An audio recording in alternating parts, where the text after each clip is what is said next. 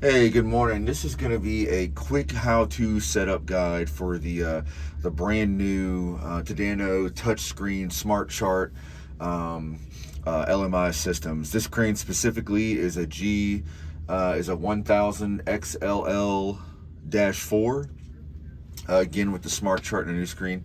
So I'm going to start it up. I'm actually going to run through the outriggers first. Let's do that. So you'll see it's got this little handy dandy thing here.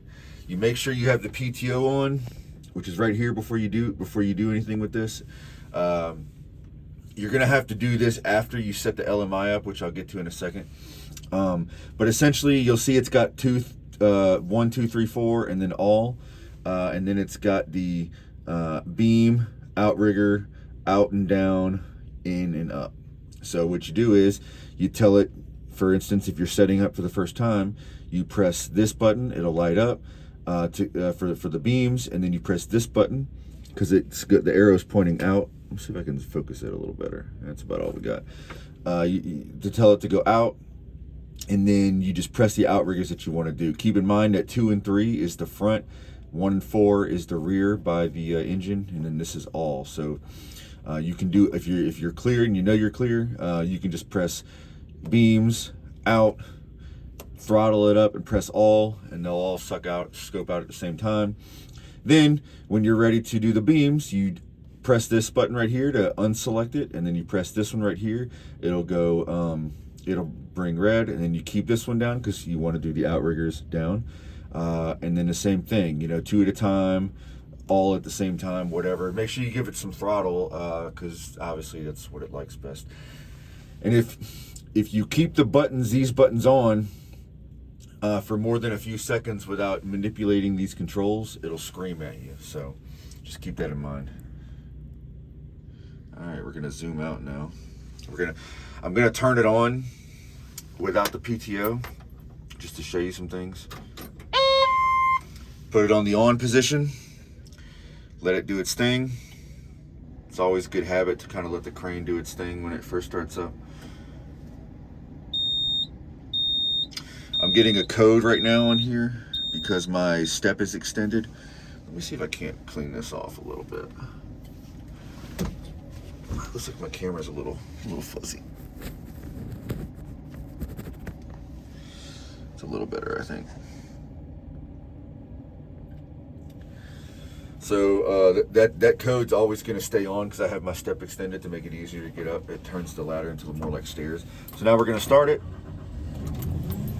When you have the PTO on, or off rather, which is again this switch right here, that's all it's going to show you is this screen. It's just going to show you cameras. If you press this little settings menu, it just gives you some basic settings. We're not going to go into everything about this today, how to set work limits and all that. I'm just showing you how to set it up in case you get to this crane and it's your first time setting this up and you don't know and nobody knows and da.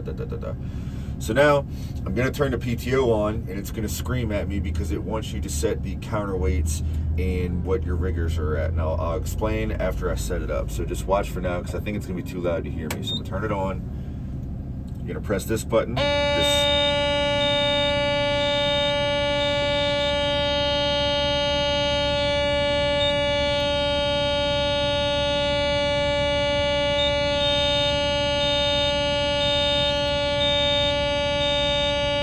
State 2 is not applied, which is this.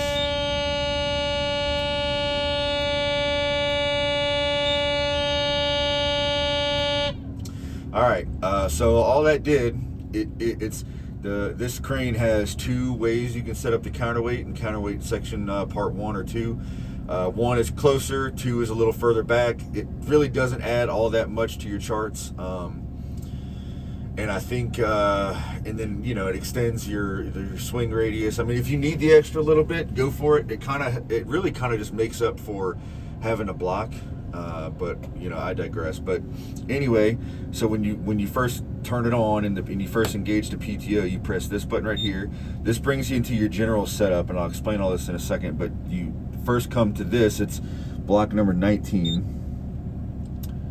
And then you'll see it's got the counterweight, shows the counterweight in the front, which is also indicated here, by the way. Can I zoom in on this a little bit more just to give you a little better picture and idea? And all you do is press this enter button. That's how you activate everything when you're doing it. Again, now you go to the outriggers. It's going to say up here, step 2 not applied, or stage 2 not applied, and this is what it's talking about. It wants you to set if you're rolling, wheels on rubber, rolling on rubber, or your outriggers. You'll see it's got the dots that indicate that it recognizes you have the outriggers out, but it wants you to set it because it doesn't know if your beams are down, or maybe it does, but in either way, it wants you to set it. If you have your outriggers not out or halfway out, you'll see the appropriate amount of blocks indicated. So you click that if it's not already selected, and then you press enter, and then that should kill all your alarms. After that, you want to come here, and this will stay. This won't ever change. You won't have to come set this in every day unless you change something, unless your AD director comes out and changes something about your setup. You won't have to come into this every day, but it's not a bad habit to check. On my job site, we run days and nights, and I don't know who's in this crane, but sometimes somebody runs it and somebody doesn't at nights. So I always come and check this. Again, enter. After that, you want to go to this one, and this is where you decide. You tell it what you're lifting with. Now, in the manual, it says, like for instance, right now, I've got the block selected. I've got 4 parts of line, so it's telling me I can lift this much because the line pull's 14,600. Why it just went crazy right there, I don't know. But you're telling it what you're lifting with. So this is, I'm telling it I'm lifting with the block. If I press this and then press enter, I'm telling it I'm lifting with the auxiliary whip. And if I do this, I'm actually not sure exactly what that is. I guess it's the jib, but if I press this, that's for lifting with the jib. Now on this crane, it's got a switch up above, and you need to check that. I'll show it to you right now. This switch right here is telling it if you have the jib mounted or dismounted off the crane. So if you have it mounted, you need to select that switch. If you have the jib on the side of the boom, you need to make sure that switch is set to mounted, because the LMI automatically deducts for that, so you don't have to deduct for it on paper. And it tells you in the load chart not to deduct for the jib. And by the way, from some free chicken, they call the auxiliary sheave, if I remember right, they call it a single top on this crane. They've had me running multiple cranes, and sometimes I get the terms mixed up. But anyway, today, now you can set the degree and the length of the jib right here. Don't worry about this. If you have the jib stowed, you're not freaking anything out unless I press that and press enter. So today, I'm lifting with the auxiliary whip. So I'm going to press that, and I'm going to press enter. You'll notice it changes my max to the line pull of the whip. And then now it's going to tell me which boom mode do I want to go into. One is essentially, your really heavy short radius, and then this is pretty much everything else. It's actually a pretty big difference once you get past 70, 80, 90 feet or so. So that's what we're doing today. We're lifting a lot of light stuff out far away. So I'm gonna press that. If you already have the boom scoped out, it's not going to give you that option. And by the way, in the manual, it tells you that if you switch between the two, lifting between your whip line and your block, it wants you to go back into this menu and change it. That's what the manual says. So take that, do what you want with that. The smart chart.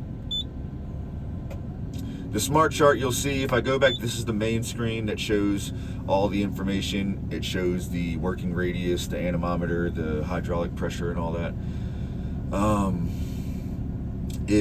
You'll notice it's a complete circle right here showing, what I can do. If I go back to this menu and I press smart chart, and right now it's off, it's not highlighted. If I press it again, now it's on. What that does is when you're lifting over the corners, over the outriggers, it gives you more. You'll notice now it's not a complete circle. It's more of like a square with the corners rounded off, kind of. And it gives you, at far distances, it gives you sometimes enough to make a difference, enough to go from 85 to 70%.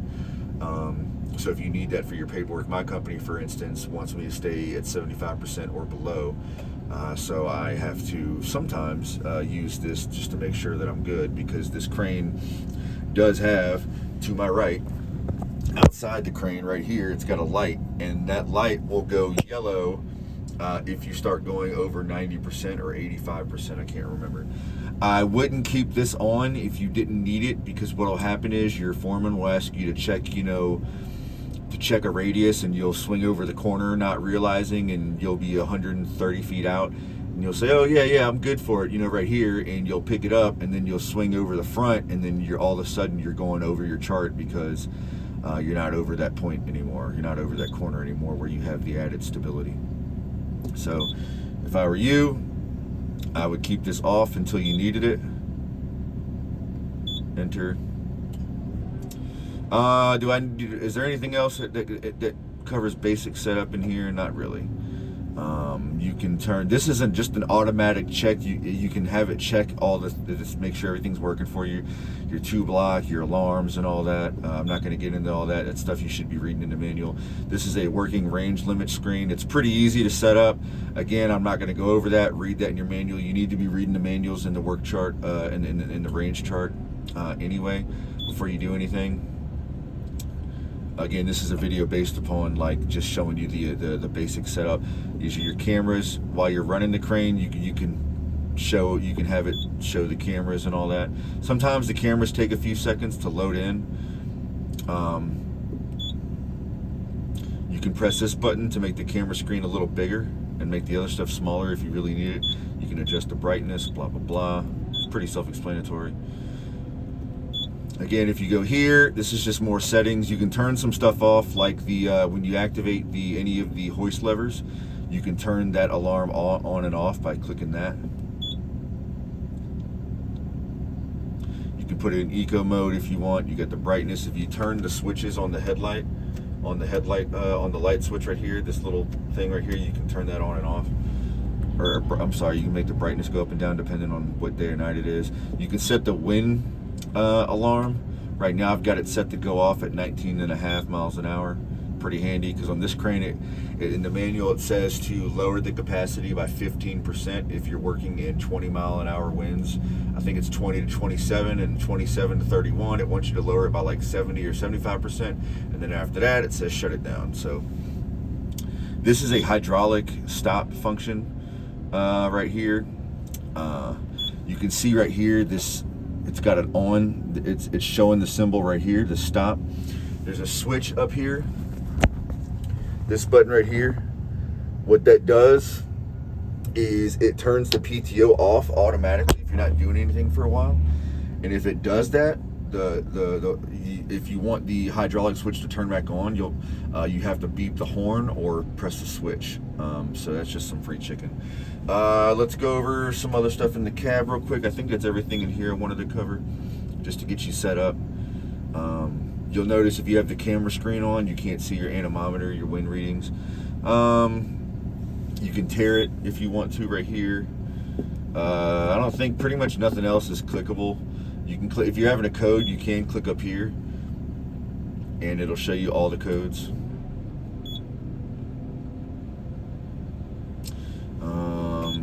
What is this? This shows you your fuel consumption.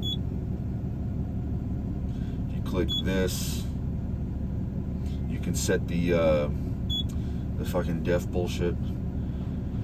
Let's see, is there anything else I want to go over that's kind of basic stuff? Winch line speed. The manual tells you that you're not supposed to lift with it and grab it. Do with that what you will. This is for scoping out certain sections when you have to do maintenance if you don't have enough room. Again, read the manual on that. Cab tilt, pretty self-explanatory. This is for the counterweights, for removing the counterweights. I'm pretty sure anyway, if I remember right. If you press this switch right here, this PTO switch, if you turn it to the right, you can turn the AML off, which is basically the if for whatever reason you got to go full cowboy and you got to go over 100%, you can turn it off and it'll allow you to go over 100%, because once you start getting close to 100%, it's gonna say up here, boom elevating speed lowered, or if you're booming too high and you're getting close to your maximum boom angle, it'll start telling you boom elevating speed lowered. As a safety precaution. Again, if you need to, you can just turn that. This switch right here allows you to bypass the anti-2 block. This is an electronic slew switch, swing switch, swing brake right here. This is the free swing on and off. Up is free swing, and if you press it down, you can swing. But as soon as you let off the lever, it's going to stop. This is just a troubleshooting switch. If your boom all of a sudden is not wanting to go up anymore, there's some kind of code, something wrong in the system, you can tap that switch. This switch right here I want to talk about. This is let me see if I can't zoom in a little bit. That switch right there allows you to switch these levers. It turns this lever. You'll see it's got the scope in and out symbol and the winch symbol. Sorry for the blurriness, but whatever. You know, you're getting a tutorial for free, so you know, kiss it. It allows you to switch that lever and that pedal to the left. This pedal right here on the right does the boom, and this one does the scoping in and out. If you press that switch and switch them, you'll see a symbol. This thing right here, it'll change to the scope out symbol, indicating that joystick is now set to that function.